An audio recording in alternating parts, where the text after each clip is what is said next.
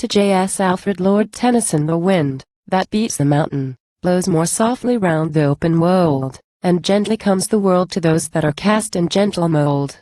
And me this knowledge bolder made, or else I had not dared to flow these words toward you, and invade even with the verse your holy woe. 'Tis strange that those we lean on most, those in whose laps our limbs are nursed, fall into shadow, soonest lost. Those we love first are taken first. God gives us love. Something to love he lends us. But, when love is grown to ripeness, that on which it throw falls off, and love is left alone. This is the curse of time. Alas! In grief I am not all unlearned. Once thro' mine own doors death did pass. One went, who never hath returned. He will not smile, not speak to me once more. 2 years his chair is seen empty before us. That was he without whose life I had not been. Your loss is rarer. For the star rose with you thro' a little arc of heaven, nor having wandered ye far shot on the sudden into dark.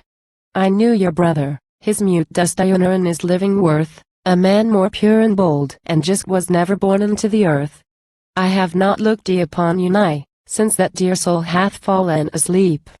Great nature is more wise than I will not tell you not to weep. And though mine own eyes fill with dew, drawn from the spirit thro' the brain, I will not even preach to you. Weeping dulls the inward pain. Let grief be her own mistress still. She loveth her own anguish deep more than much pleasure. Let her will be done to weep or not to weep. I will not say, God's ordinance of death is blown in every wind. For that is not a common chance that takes away a noble mind. His memory long will live alone in all our hearts, as mournful light that broods above the falling sun, and dwells in heaven half the night. Vain solace. Memory standing near cast down her eyes, and in her throat her voice seemed distant, and a tear dropped on the letters as I wrote. I wrote I know not what. In truth, how should I soothe ye anyway, who missed the brother of your youth? Yet something I did wish to say, for he too was a friend to me. Both are my friends, and my true breast bleedeth for both. Yet it may be that only silence sootheth best. Words weaker than your grief would make grief more. 'Twere better I should cease, although myself could almost take the place of him that sleeps in peace.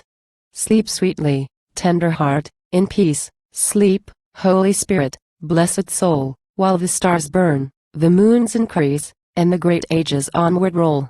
Sleep till the end, true soul and sweet. Nothing comes to thee new or strange.